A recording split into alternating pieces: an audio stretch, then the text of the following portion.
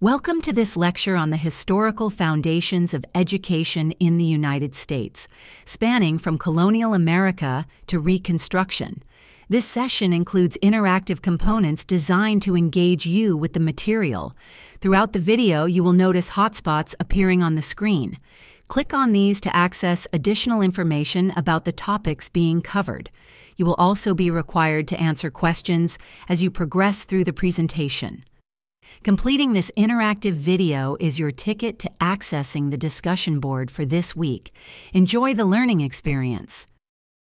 Today's roadmap includes 4 major periods: colonial America, the early national era, post-Civil War reforms, and the lasting impact these historical periods have had on modern education.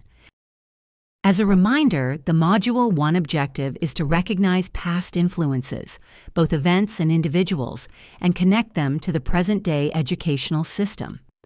The guiding question for this lecture is, how have historical educational policies and systems influenced modern schooling?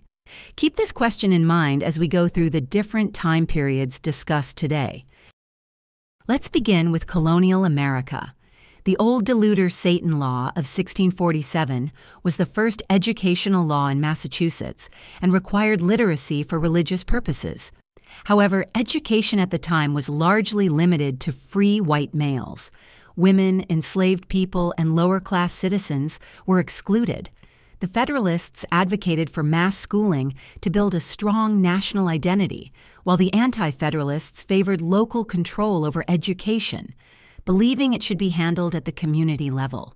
Religion and social class played significant roles in determining who had access to education during this time. As we move into the 19th century, the landscape of education began to change due to westward expansion, urbanization, and immigration. New types of schools emerged during this period. Common schools, open to all students, taught a conservative curriculum focused on obedience and traditional values. These schools were meant to serve all social classes, but still excluded marginalized groups like enslaved people. A parallel movement was the creation of normal schools that were established to professionalize teaching by training female teachers, ensuring a standard approach to education. Horace Mann, one of the key advocates for these schools, played a crucial role in their development. Middle Tennessee State University was founded in 1911 as a normal school, originally known as Middle Tennessee State Normal School, to train teachers.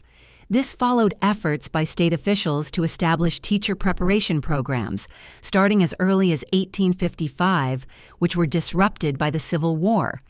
In 1909, the Tennessee General Assembly established 3 teacher training institutions. MTSNS offered a 2-year program, later evolving into a 4-year teachers' college by 1925. The institution changed names several times, becoming Middle Tennessee State Teachers College, Middle Tennessee State College, and finally achieving university status in 1965. The school's mission expanded beyond teacher training as it grew into the comprehensive university known today as Middle Tennessee State University, or MTSU for short.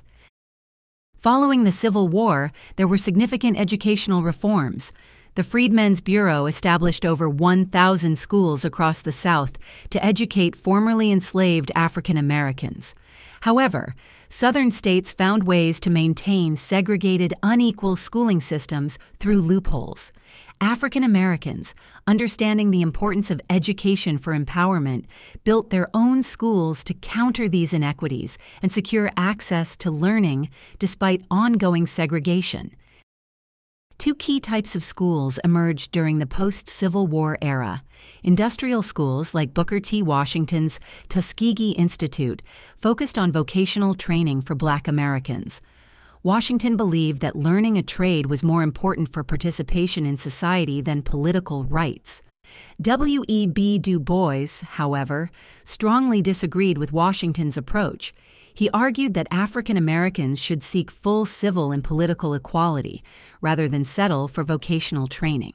Du Bois believed that higher education was key to empowering African Americans and enabling them to challenge the systemic inequalities they faced.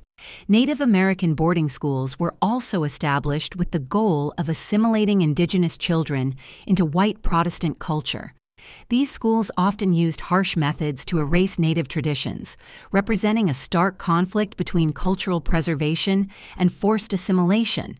Assimilation is the process by which individuals or groups adopt the culture, language, and customs of another group, often losing their original identity in the process.